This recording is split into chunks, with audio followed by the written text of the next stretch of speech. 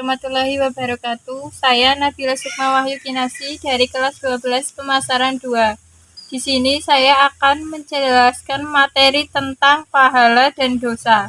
Pengertian pahala dan dosa. 1. Pahala. Dalam Kamus Besar Bahasa Indonesia, pahala berarti ganjaran Tuhan atas perbuatan baik manusia atau disebut juga sebagai buah dari perbuatan baik.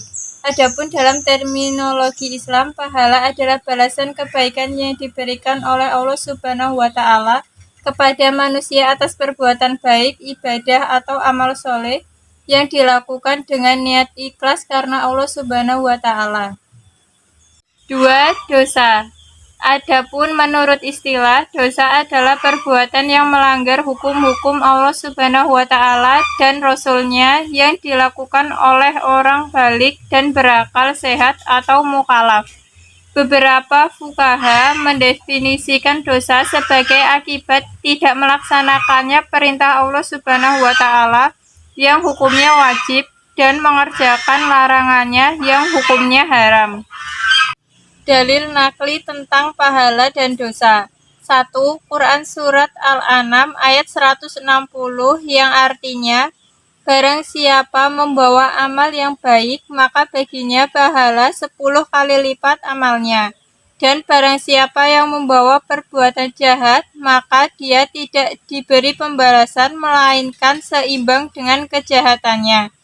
Sedang mereka sedikit pun tidak dianiaya atau dirugikan. 2.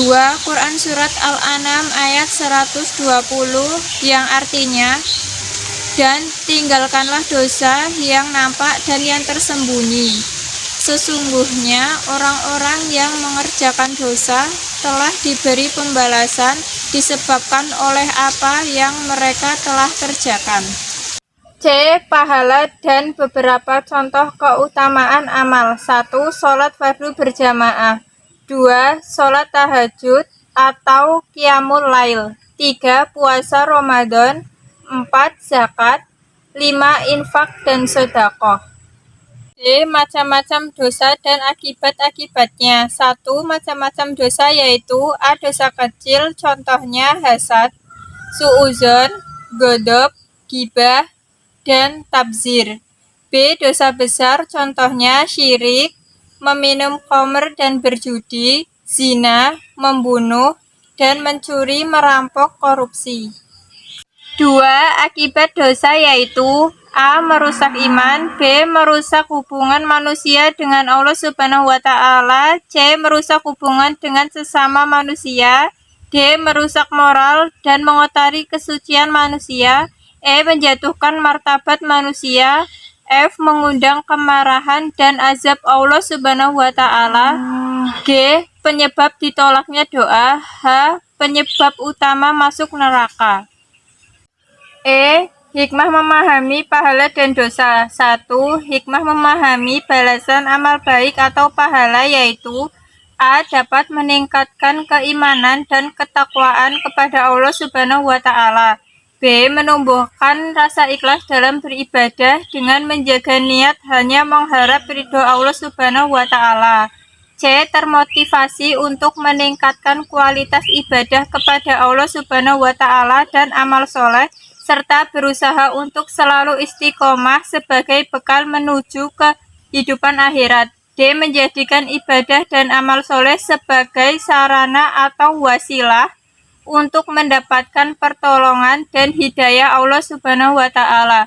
E. Menumbuhkan ketenangan dan ketentraman jiwa serta optimis dalam menapaki kehidupan. 2.